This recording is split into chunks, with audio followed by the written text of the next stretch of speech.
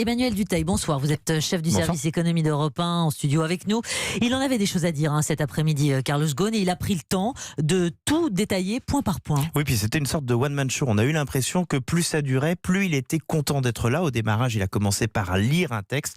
Après, il a répondu à une séance de questions-réponses. Donc, sur quoi a-t-il parlé? Déjà, il a tenu à remercier tout le monde, notamment sa femme, sa famille, ses amis qui l'ont beaucoup soutenu.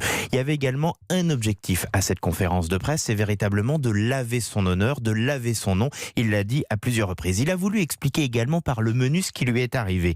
Pourquoi, selon lui, on en est arrivé à cette arrestation? Il y a deux éléments qui ont été mis en avant. Le déclin de la performance de Nissan, qui fragilisait l'entreprise japonaise, et puis d'une certaine manière, l'État français, même s'il ne l'a pas dit comme ça. Pourquoi? Parce que l'État français n'a pas, selon lui, voulu laisser suffisamment de place à Nissan et aurait donc froissé les Japonais. On arrive donc à l'arrestation qu'il raconte là par le menu. On en arrive à la prison. On sent quand même un œuf meurtri, parce qu'il a pu lui arriver en prison. Il parle par exemple de conditions atroces. Il raconte qu'il a été interrogé 2 jours, 2 nuits pendant plusieurs heures. Et il en vient aux différents chefs d'inculpation. On en a beaucoup parlé, notamment ici, par exemple de la dépense au château de Versailles. Alors, il explique que ça a été un cadeau d'une certaine manière du château de Versailles. Il explique également les maisons. Il montre un texte qui aurait été co-signé par les patrons de Nissan, disant oui, il le savait, tout le monde était au courant que ces maisons avaient été achetées par Nissan avec une option d'achat pour Carlos Ghosn après coup. Il explique la même chose du côté de Renault.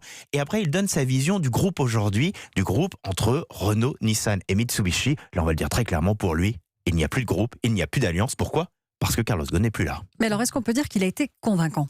On voit bien le but de cette conférence de presse du jour, c'était d'une certaine manière de se dédouaner et d'expliquer que oui, il y a peut-être eu, d'ici de là, quelques errements, mais tout le monde était au courant. Et tout le monde a, d'une certaine manière, assumé et a porté ce qui a pu être fait d'une certaine manière par Carlos Ghosn. Ce qu'il a vraiment voulu expliquer, c'est déjà à quel point il a été l'homme de la situation. C'est impressionnant le nombre de fois où il a dit « si j'avais pas été là, grosso modo, Nissan serait morte ». Donc il a voulu expliquer à quel point il a été l'homme de la situation, à quel point il a réussi à sauver cette entreprise.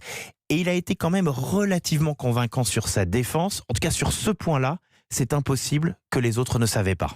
Merci beaucoup Emmanuel Dutheil.